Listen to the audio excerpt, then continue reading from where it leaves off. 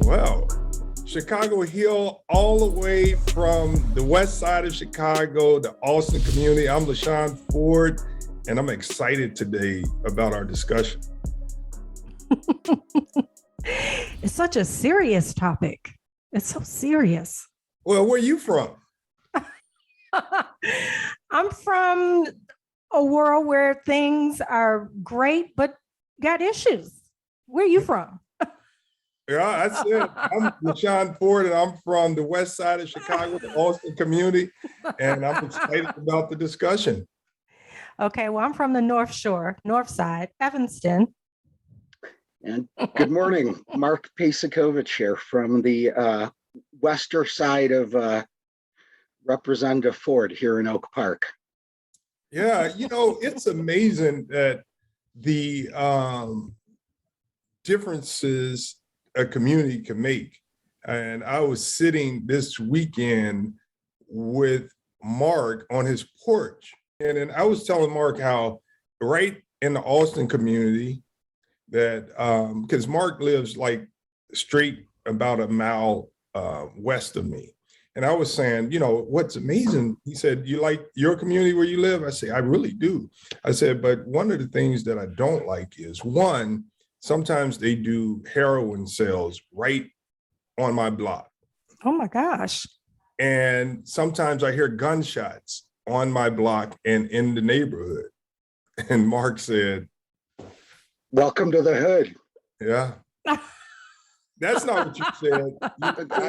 I said, same here. I'm right off the Harlem exit on 290, which is where all the suburbanites come to buy their heroin. So, oh my gosh. And, a few weeks ago, there was a shootout right here on the corner. In fact, I think I mentioned that looks like some of my neighbors on the corner put up their house for sale because they found a couple of bullet holes in the house after that episode. So it's the same everywhere. I guess maybe not as consistently. I'm not really, when you and I were sitting on the porch, Rap, I wasn't necessarily worried about a drive-by, right? Which probably makes me more exclusive than some other neighborhoods where that could sort of be a fact of life. But yeah, we feel it everywhere.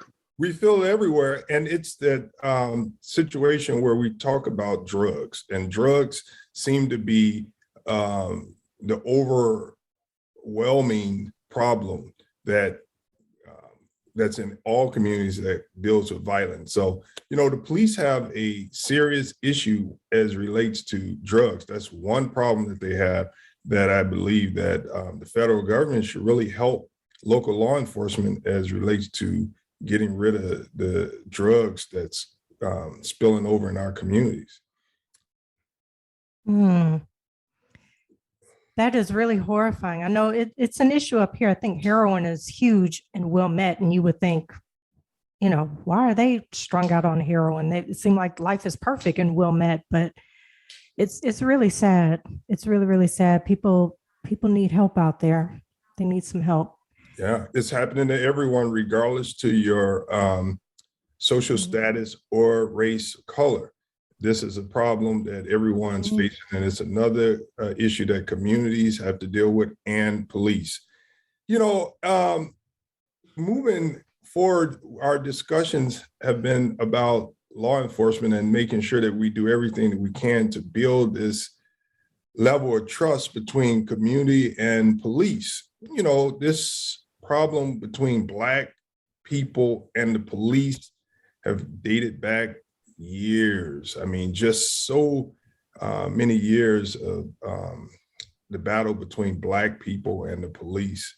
Black people have experienced dogs being put on them, all sorts of things. But I think that we're at a point right now that law enforcement and community know that we have to move forward and heal the relationship. That's what I feel. I don't know if that's you're feeling, Meleika and Mark. I think it's certainly part of the problem. sorry, Meleika, the white guy just jumped in and started talking. Oh, no, go ahead. Sorry, you can say the best for last. That's okay. It's There you okay. go. That's right. It's Best for okay. last. I like it. But I think it's only a part of the problem. I mean, there's so many problems. There's problems on top of problems on top of problems. And if I'm thinking about, I think Meleika mentioned Wilmette or the North Shore.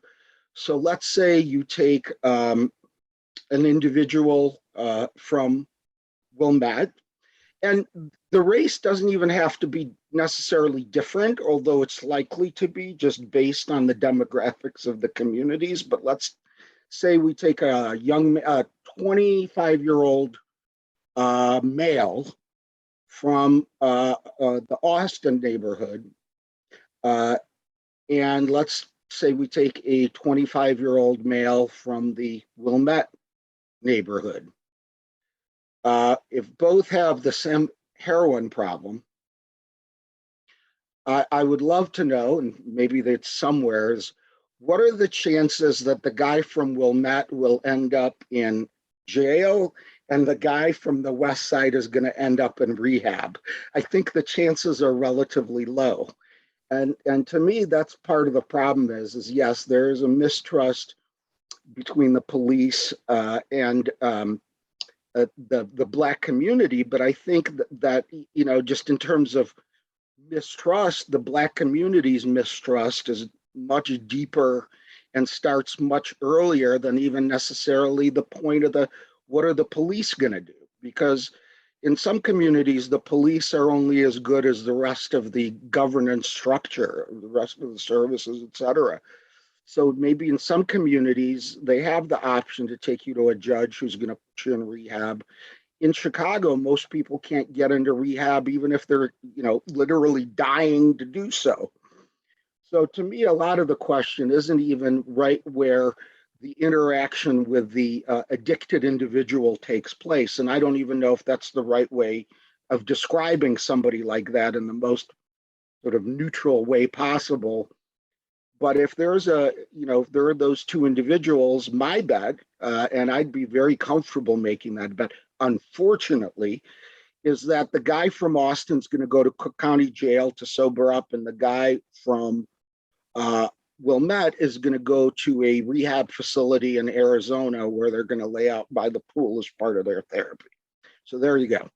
I actually should defer to Representative Ford on this because he's been working on this issue in Springfield for years. Yeah, it's not like it used to be, Meleika. There were places where you could walk in and go through what you call detox and go through treatment. Today, programs, as Mark stated, are not as widely available. Programs have been cut, mental health services have been cut, and that leaves the only option for communities in the inner city to be county jail for people that need help. And I'll go back to Wilmette and Austin, but let me tell you how true it is. I'm a teacher by profession, and I visited Cook County Jail. And in Cook County Jail, I happened to run into one of my students that I taught at Bridge Elementary School on the north side of Chicago, a white girl. She's an adult now. And she actually said, "Mr. Ford, it's me." And it was amazing to see a student that I had in jail. And she said, "I'm so lucky that I'm in jail." She's lucky she's in jail. She said, "Because I can get the help that I need with my substance use disorder." A white girl. So we have this same problem in the inner city for many people, white or Black, because services are not available like they used to be, and we have to do something about it. And this becomes a police problem. Here's another problem that the police have to deal with. And I don't want to talk a lot more about this, but let me just go to Wilmette versus Austin. In Wilmette, they have what you call diversion programs where people will be taken for treatment and not put in jail for their substance use disorder. In Austin, they're going to be taken to Cook County Jail, where they will get their substance use disorder treatment and a criminal background. And that's not right. That has to change. And we put that on law enforcement, but what else do they have? What other options? And we have to fix that. And the final thing that I would say about Wilmette versus Austin, for recovery, for a person with a substance use disorder, it's easier for them to recover than it is for someone in a city like Austin, Inglewood, to recover. Because if I'm a person that have a substance use disorder and I go to treatment and I live in Austin, the chances of me walking out of my house, as I said, they're selling heroin sometimes right on my block. Oh. I could get it easily, readily. But if I live in Wilmette, I probably can't get heroin, so I have a better chance of recovering. I have to drive on the 290 expressway, the Eisenhower, to stop on Heroin Highway between Harlem and Austin to get me some heroin in Central. And so it's easier to recover if you live in Wilmette than it is to recover in Austin. That's not fair to the taxpayers and the people in these communities. It's not even fair to the police that they have to deal with this type of injustice. Yeah, and just to articulate the problem. What's even worse, if you live in Wilmette and you walk out of your house, people aren't going to make fun of you if you're trying to be clean. They're not going to judge you or hate you if you try to avoid them. And that's just to say, in Wilmette, you almost have to go looking for trouble. You almost have to go looking for drugs. In Austin, the trouble finds you. It knows where you live, and it's right outside your door. It's knocking on it. We have some. And Wilmette, they keep things a secret. That's if you have a family member that's on drugs, it's like they will hide that, conceal that with Meleika, everything they got. You know what? You're right. Let me tell you why you're right. I met with a lawyer that has a house in Wilmette. Their son actually died of a drug overdose of heroin. And he told me, we never tell anybody that our son died of a heroin overdose. We say that he had a heart attack or something. That's a fact. It's true. They will hide that information. Yeah. Whereas ours is like all out and open. So think about, and again, for me, some of this is, because I'm woke, quote unquote, but part of it is that I just suddenly come on these realizations when I just sort of try to put myself in those shoes. Think about the parents of those kids, okay? If you're a mom of a Black kid in Cook County Jail, you don't even get the benefit of everybody not knowing your business on the block. You know what I mean? Everything is so different from the get-go. If you're a parent of a kid, you have to go spill your guts to a social worker or the alderman or the state rep. You're asking all of them for help. You have to tell the most pathetic version of the story that you can in order to get the most help, because you need to be the most troubled. Otherwise, you're not at the top of the list. And so just the very act of parenting, how different is it from a place where you say, my kid died from a heart attack, which is technically true, your heart stopped when you did that, when you overdosed, to somebody who has to really tell that story of bereavement and trouble and their kid, being influenced by gangs. Nobody in Wilmette's talking about the gangs influenced my kid, so it just strikes me that even from a perspective of the parents, like you were talking about, the lawyer from Wilmette, even the story of your life, if you both have different stories, both your kids died from a heroin overdose, one of you gets to tell a very different story than the other one of you. Not that you can't say that my kid died from a heart attack if you are in Austin, but I bet you that's not where people's assumptions start. Right. They automatically think in Austin, right, Meleika?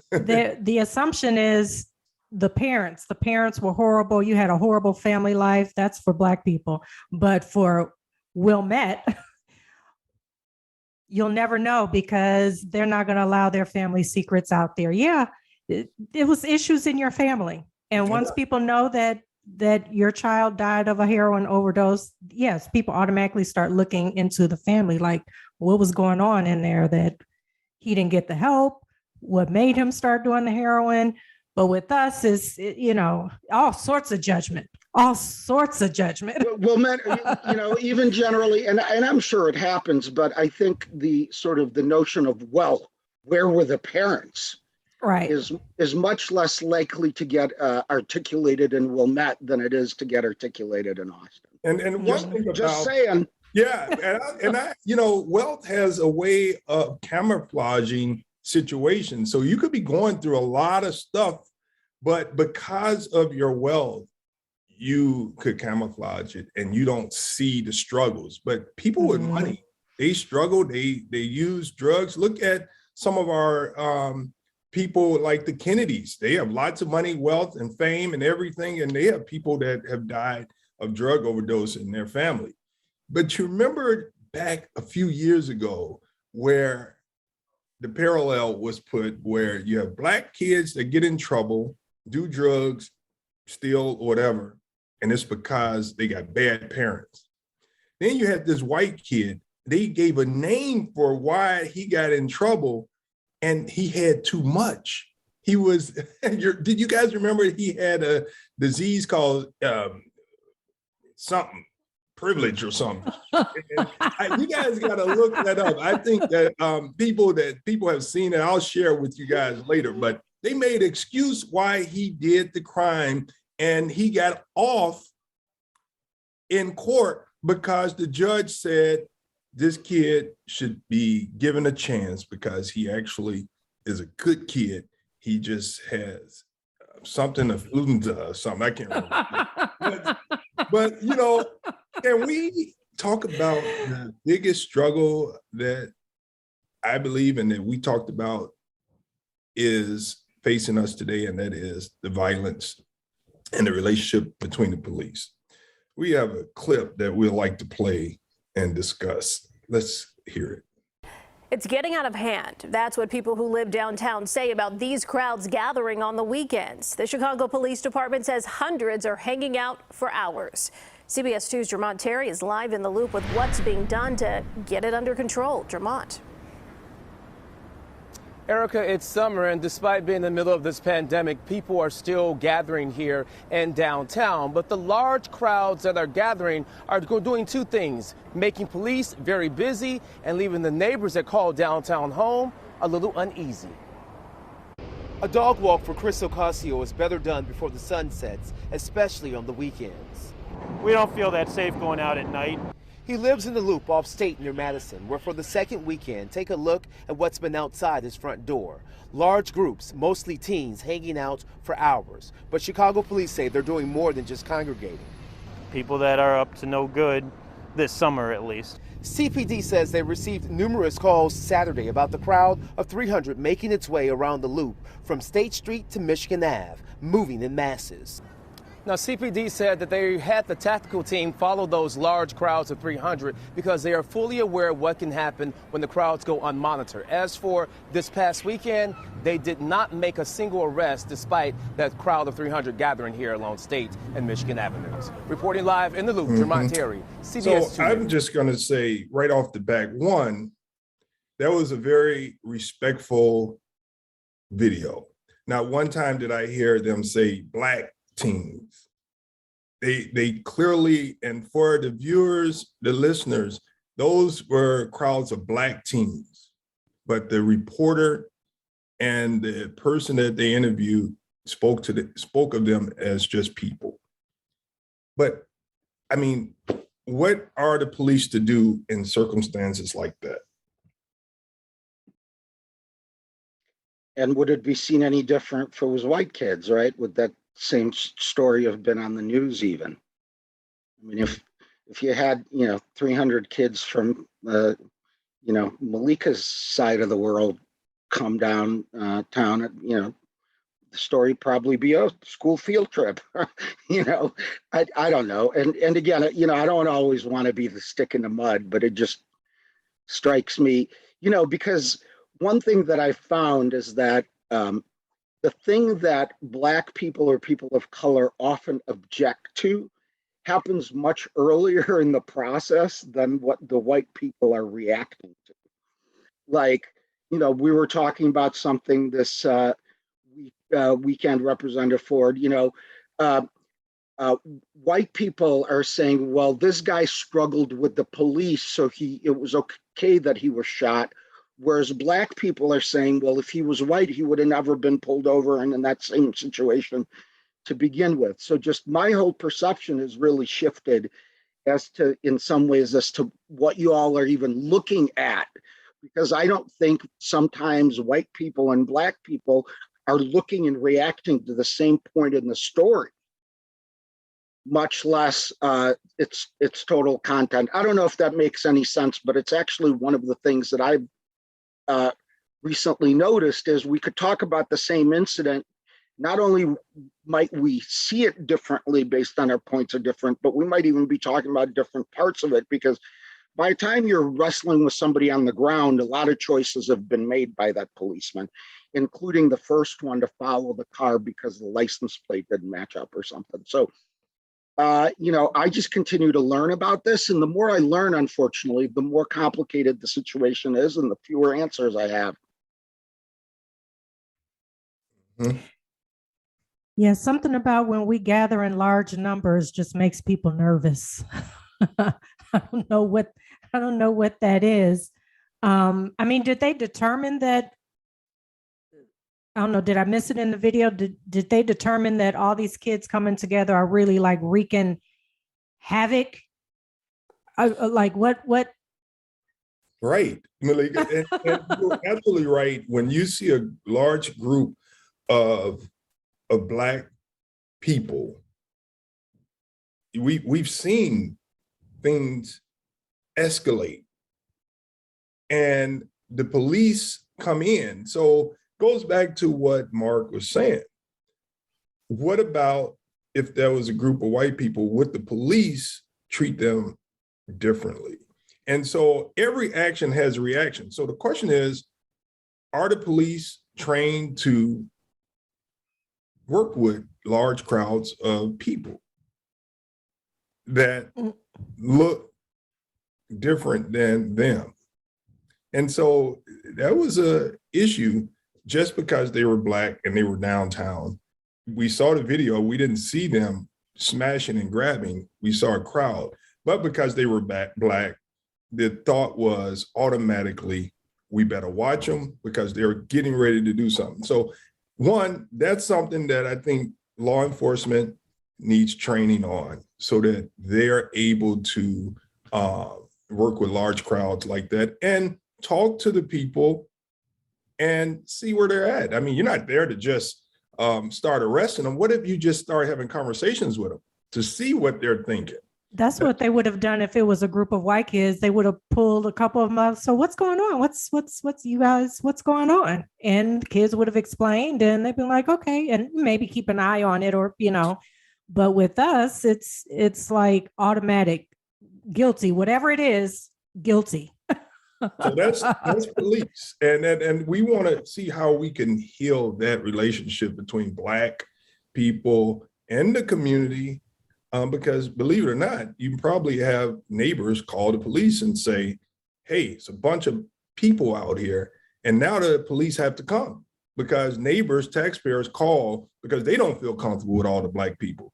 We got another clip because there are a lot that police do to earn their money. And we need to do something to make sure that when they earn their money, that taxpayers benefit from it. Right now, the Civilian Office of Police Accountability investigating this now viral video. In this cell phone video recorded early Saturday morning at North Avenue Beach, you can hear a woman screaming for help as she struggles with a CPD officer. That woman's attorney saying the altercation began after the officer you see here asked the woman to leave the beach because it was closed. Following that order, there was an altercation. For some reason, this officer decided to specifically interact and then ultimately address and attack Ms. Brown. An attorney for the woman identified her as Nikita Brown, her lawyer calling this a brutal and unprovoked attack, saying the woman was leaving the beach when the officer put his hands on her. She was always walking out of the park. I remember when that happened, watching that, like, yeah, I was like, damn, the girl can't even just like walk her dog. And I was sure, I was like, I bet you there were other people on the beach. I put money on it. It was other people walking around on the beach, and she was singled out. She was targeted. Yeah, I was upset about that. I would love to know where that is today, like what's happening.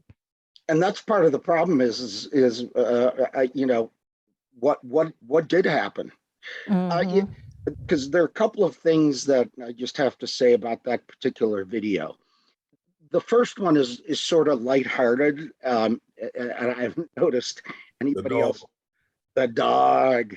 That dog's a little scrappy hero. He stood up for his mama. Yep. As soon as that cop laid hands on that woman, that dog was up his ankle, which I really appreciated. You know, it says a lot to me about that dog. Get your hands off my mama, that dog said. But, you know, beyond that, it just was very, very clear. And again, great question. Would the cop have felt as entitled to lay his hands on this woman while she's standing there looking at her phone? Okay, because that's what I saw happened at the actual point of contact. She's standing there looking at her phone as he's speaking to her, and all of a sudden he reaches out and grabs her. Okay, and to me, I just don't think a white cop would have done the same thing to a white woman. Sue me if I'm wrong. You know, and this is the relationships that's causing problems. These type of interactions cause problems between police and community. And if we're going to heal this relationship, we have to recognize that that is a problem and that we have to respect people. So the lady was at peace. Anybody that takes their dog in the nighttime and goes to the lakefront, to the beach, to walk their dog, they're going to be within themselves and peaceful. And then the interaction comes, white cop, black lady. That made no sense to me. And I hope that she received the mental health support that she needed. And I hope that the white cop receives the behavioral health and mental health support that he needs, because that's a problem. And these are the things that we have to do, provide services for police so that they don't do that type of police work. And he only made his job difficult. He only shined a light on himself. All he had to do was say, the park is closed. You leaving? She would have said, yeah, I'm leaving. And that would have been it. He could have stayed in his car. Like, he made his job difficult. Oh, right. That's training. It's training. And it's also just disrespect for the lady. Mark, you said it. You said he wouldn't have done it if it was a white lady, period. And let me take a step. Let me take another step just to reinforce my point.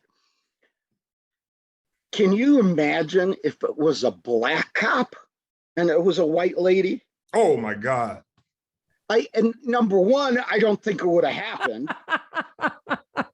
Number two, I think that cop would have been tarred and feathered. Okay. I think that would have been a totally different dynamic. And, you know, I hate to use the word, but, you know, I could see a lynching in those kinds of circumstances. How did that guy lay his hands on this peaceful woman who was just walking her dog?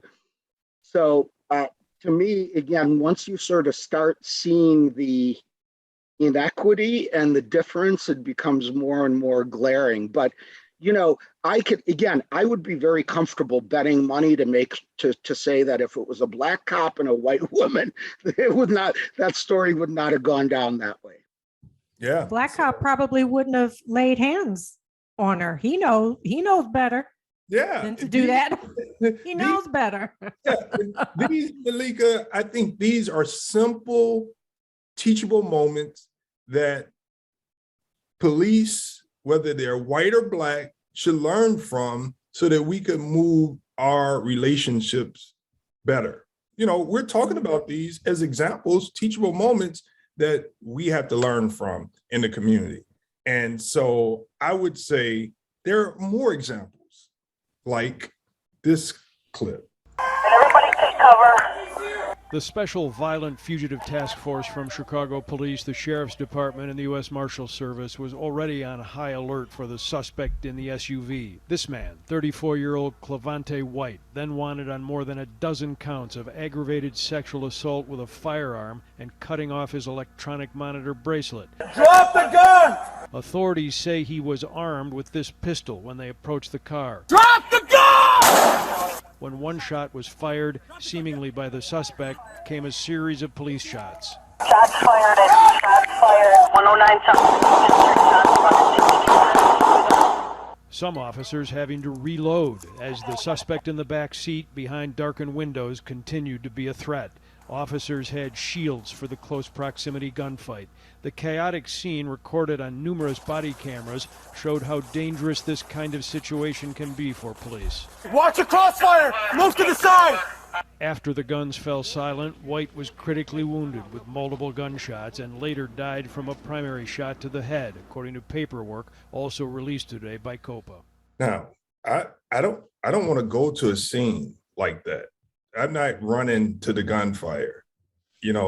Mark, are you going? Meleika, are you going?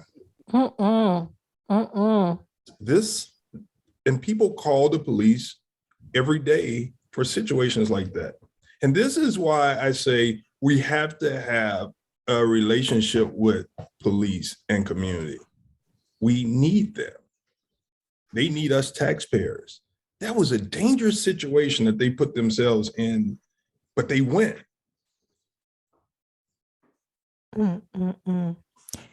How did he cut his bracelet off? It's not hard. It's not hard. Interesting. That was horrifying. That was horrifying. Yeah. That was horrifying. And in that case, I think the cops probably, and obviously you never want to assume, but this seems like a pretty bad dude, and maybe, thank God that this happened. Otherwise, maybe there would have been more women assaulted. And I would assume, I don't know this to be true, but when you have a predator like that in a neighborhood, it's usually the people in that neighborhood, the women in that neighborhood who are going to get the brunt of that aggression. So, maybe those cops saved some Black women from being sexually assaulted. They're the true heroes. But even then, right, even if they're doing something wrong, all the other stuff, you watched the clip before of the cop wrestling with the woman and her dog because she was, took too long to walk off the beach and was looking at her phone. And then you go to this, and it's just really unfortunate because the one sort of puts into question everything else that comes after it. And, but, I'm sure that's on both sides. I'm sure there are cops who would say, well, I've seen enough people like that, and that person looked like they were doing something wrong. I don't know, it just makes the whole thing harder. But it does. When is it okay for the cop to shoot? That's another question that we have, because was it okay for the cops to shoot to kill that person that was shooting at them? If you could not see this video and you did not see the video, it was cops with shields going in with a man shooting at them. Literally, they actually was being shot at, but they didn't run away. they went in to apprehend this person in the line of fire. That's why I'd say we need police, because we have to make sure that we take the bad guys off the street, because you're not going to count on the state representative to go and chase down a killer with a gun. I'm not doing it. Well, in that instant, we don't see enough of those. Yes, he was a threat. That's what you call a threat. He was shooting at them. So yes, that's when you do your best to take him down. And it sounds like they tried to take him down, but the one bullet he got hit in the head, and that was the fatal one. But it sounded like they tried to take him down. And that's always been my question, even whether they think the person is a threat or they're actually a threat. I mean, you have bad people out there who need to be brought down. In the training, Meleika talking up. You know, Meleika, I heard the exam to join the police department's coming up. Man, Meleika said bad people that need to be taken down. Yes. I mean, there are. I mean, haven't you? Well, maybe, I don't know. Have you all had to call the police and you were kind of happy you had some bad boy like cops come to the rescue? Yeah. I've been in a situation like that, and I was grateful for them. I didn't report them. Yeah. I was grateful for them because they did go after the bad person in the way that they felt they needed to. But my question is, in the instances where it's not a threat, why don't they just take them down in that way? Just like where they can't run anymore, or, you know, why is it always fatal? Well, I mean, that has a lot to do with the use of force, et cetera. I mean, the reality is that when you are, you know, when you fire a gun, the point is I think most people are taught if you are at the point where you need to fire your gun, you should aim to kill. Okay, because you don't know. You know, I mean, if you shoot somebody in the leg, but they're holding a gun and shooting back at you, that's not necessarily going to be all that helpful in the moment. That person might not run away, but, you know, will he shoot back? So I'm not so worried. I guess I'm not so concerned about that. One of the things that we talked about again this weekend, Representative, that was really interesting to me is at what point do you shoot, and what is justified and what isn't? So, for example, I think the three of us look at this incident that we just looked at, and all three of us would agree that that was a justified use of force, and that they most likely took a bad guy off the streets, and we ought to thank them for that. Think about the news from last week, though, where there was a, you know, unarmed black man who got pulled over by the cops for having the wrong license plate on Mark, his car. this one bothers you a lot. I keep coming back to it. Yeah, go ahead. Meleika, you heard about it. I keep, and you know what? And this is what I'm telling you is maybe, like, you know, we should have a you know, part of our program should be, you know, black people explain this to the white guy and white guy explain this to the black people, so we all know what everybody is thinking, because we often look at the same things and see it differently. But all right, so here's a man who gets pulled over. The cop says, stay in your car. He gets out of his car. It's not clear how good his English was. The cop engages him, and at some point, this individual turns and runs away from the cop, okay? The cop follows him, tackles him, and they're wrestling. At one point, it looks like the guy gets a hold of the cops, what is that? The non-taser, the non-lethal, because the cop says, let go of the taser, let go of the taser. And then you have essentially a, you know, gangland execution type killing where the cop just pulls out his gun and shoots him right in the back of his head at point blank range while they're wrestling on the ground. You know, that seems to have gotten a different kind of a response than the video where we just watched, where it was clearly cops taking down a bad guy. So to me, you know, I saw that Reverend Al Sharpton gave the eulogy for this young man who was recently killed and was buried yesterday or over the weekend. And I'm just really, really struggling with that. And one of the things that really helped me understand, and this is what I was talking about earlier, was, you know, I was looking at the moment where the cop shot the guy. Was he justified? And to me, if you're wrestling on the ground with a potential bad guy and he is in a position to maybe get hold of your weapon, it's really not that difficult to come to the conclusion, well, you know, it is what it is, but that cop felt, you know, endangered and did what he had to do. So what's the question, you know, what's the difference between these two incidents? And one of the things that really resonated with me is that when I listen to Representative Ford and some other Black folks, part of the answer is, well, if it was a white guy, he would have never been pulled over in the first place, and we would have never gotten to that situation where that shooting happened. On the other hand, I don't know how little language, English you understand or anything else, but if you get pulled over and a cop tells you to stay in your car and you get out of your car, which is a very threatening thing for cops. You know, when I get pulled over, an entitled white guy, I know to roll my window down and put my hands on the steering wheel. And while that cop is approaching the car, my hands do not move from that steering wheel, so he can see him at all times. I know that. I would assume most Black parents have had that talk with their Black children about what to do when you get pulled over, and these folks have been advised of the same thing. So when you get out of your car and you engage the cop and then you try to run away and then you're wrestling on the ground and then the cop shoots you, you know, I can understand that this would have never gotten to that point if the person was white and was never pulled over. But I really struggle with sort of whether there was an injustice in the shooting.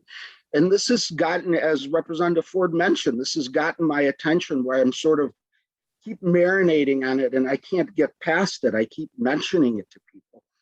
And so help me understand here, were the two incidents that we sort of, you know, what we just watched with the bad guy being taken down and what we're talking about here, which I think most people will recognize, or a similar situation.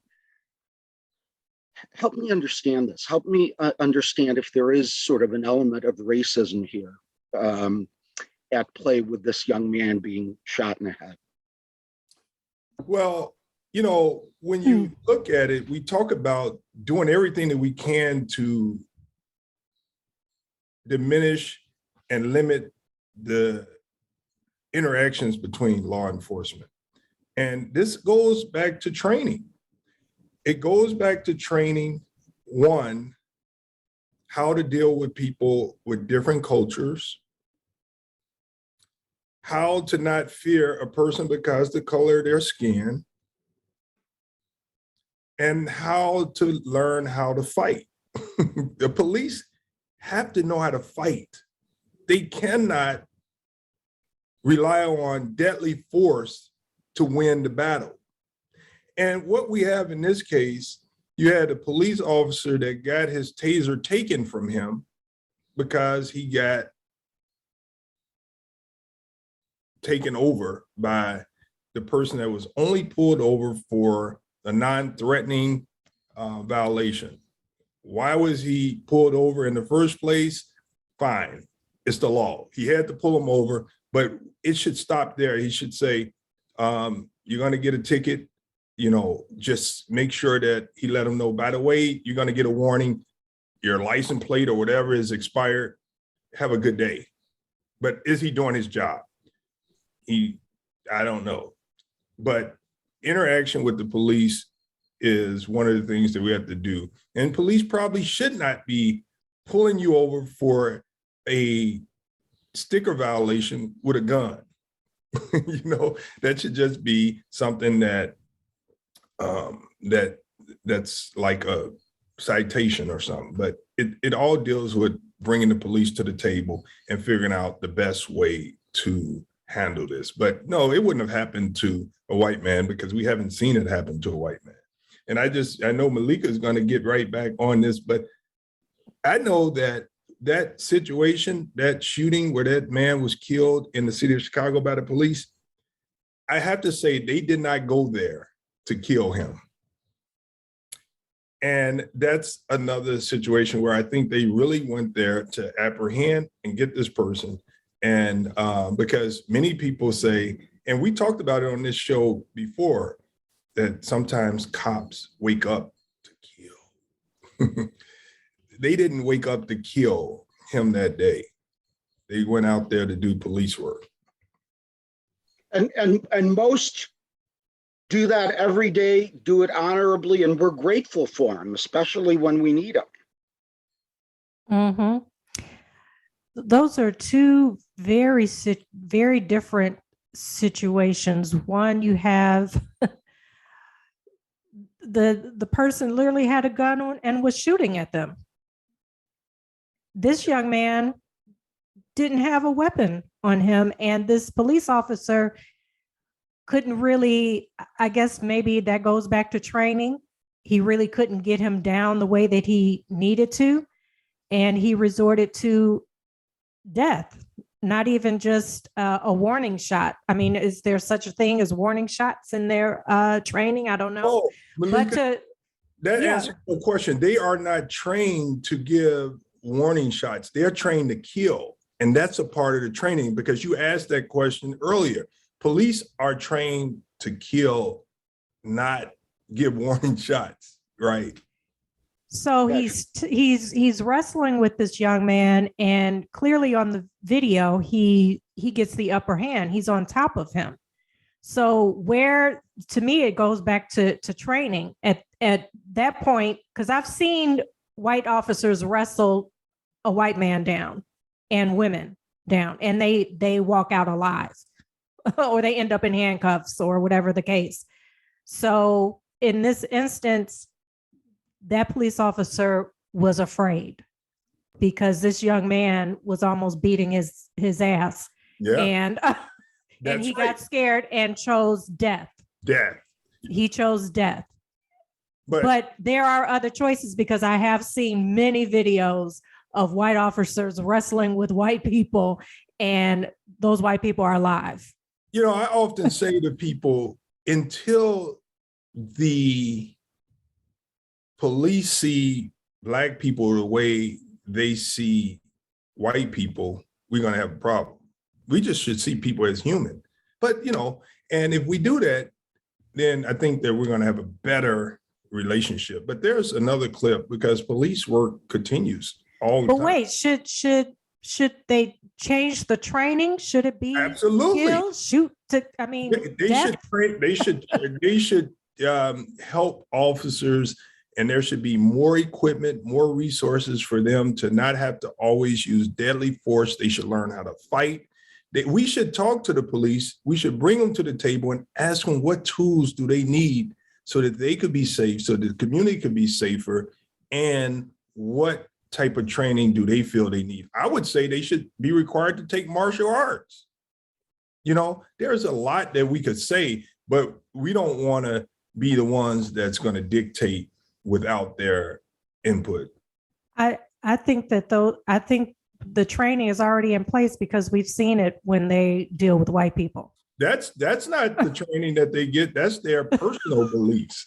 You got some people that really, you got these young cops that come that may have lived in a neighborhood and went to school with one group of people, and they've never ever had interaction with another group.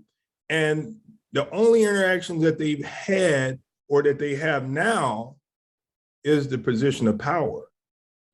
And what they've known about this group of people is what they've seen in the news and what they've learned at home and what they've heard from Hollywood. And these are savages. We gotta go tame them. But we gotta help Not tame them, kill them. Hey, so let's look at some more. How about this one, Mark? Let's hear this clip. Police officers are being credited with saving the life of a 13-year-old shooting victim, and they're speaking out about their heroic efforts. WGN's Kelly Davis is at Police District 4 headquarters on the southeast side tonight with the story. Kelly? Good evening. Earlier this week, we spoke with family members who credit these two officers for saving the life of one of two young boys who were shot in the South Chicago neighborhood earlier this week. Now, today, for the first time, we're hearing from the two officers involved. They said they were on the scene within minutes and quickly jumped into action. As soon as we arrived on scene, the first thing we realized is how young he is. He was all but a boy. Officer Julius Givens is one of two Chicago police officers praised for saving a young boy's life. On Monday night, two teens were injured in a drive-by shooting in the South Chicago neighborhood. Police say they responded to a shot spotter alert on South Cole near 82nd Street, where they found a young boy in critical condition. It's real tough, especially when you see it like firsthand, and you have to make a quick decision like really fast.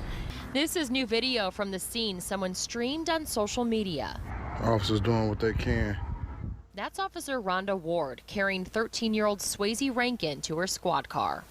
If you see in the video, we have to go about 100, 200 feet carrying this kid back to our squad car. And Officer Ward did a great job carrying him the entire way. Then they rushed Rankin to Comer Children's Hospital, talking to him the entire time. Man, it was a lot. So we was like, man, stay with us. And he did just that. So he's a hero too. He was in and out of consciousness, so we were trying to keep him alive and keep him up. Rankin's family thanked the officers for their quick actions. He's now in stable condition and expected to be okay. Those officers was quick thinking and they were not going to wait for the EMS, and they got him right on time. So I'm highly grateful for you. Wow, isn't that great? I That mean, is this awesome. is why we need to coexist, police and community.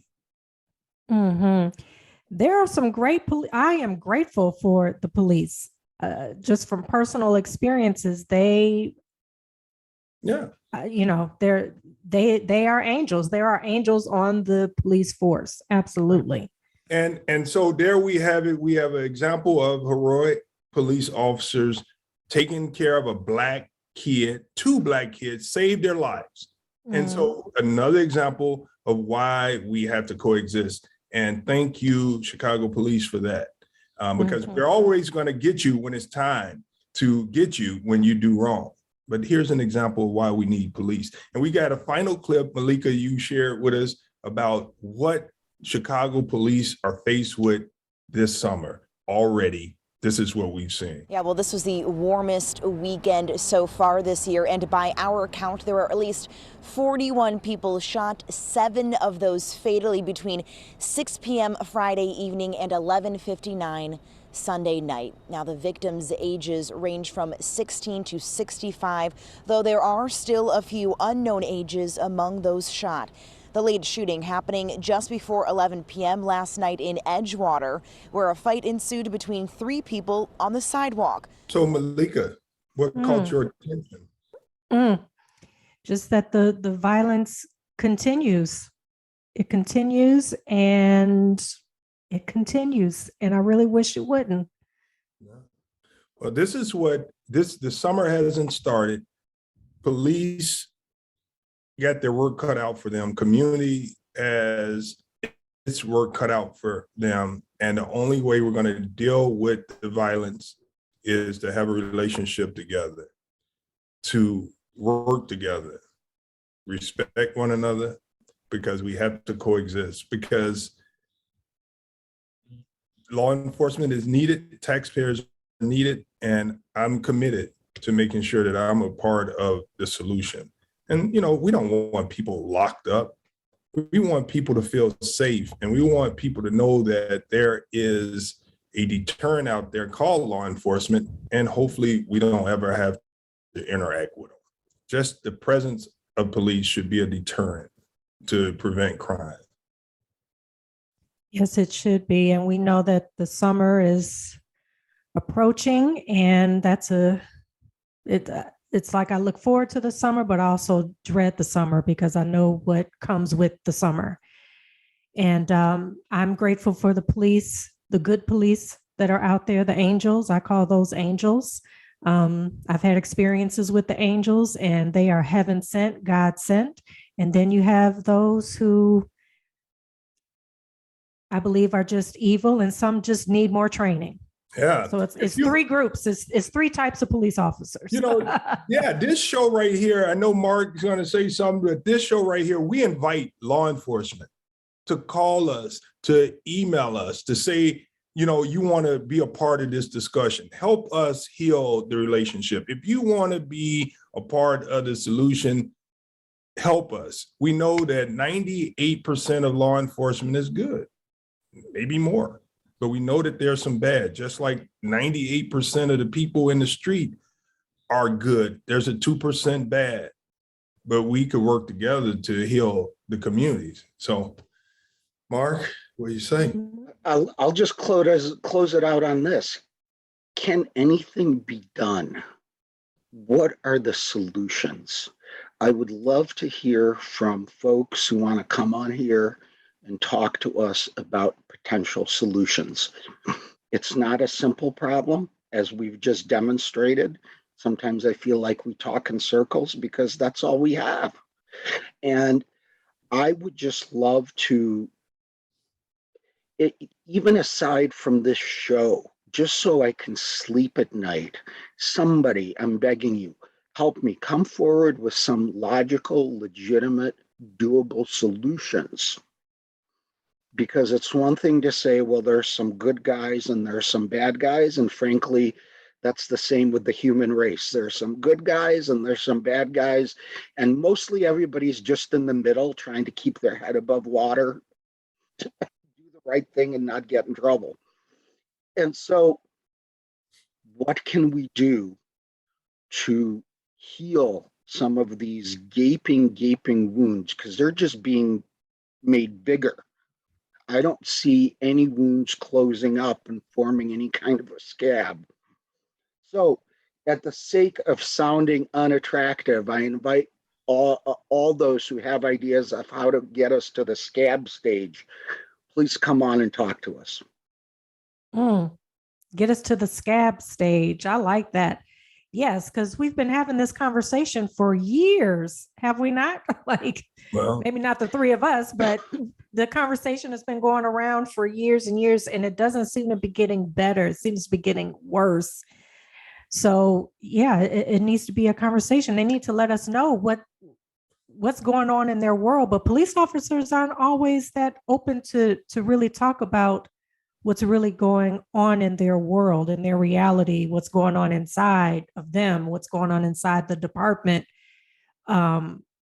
Because, loyalty and toughness are the two things that are valued above all else. So you're not going to talk and open up about your problems as an individual or as a department. You're certainly going to maintain that blue line of silence that we've heard about, but the alternative is not sustainable. That's right. Right. That's right.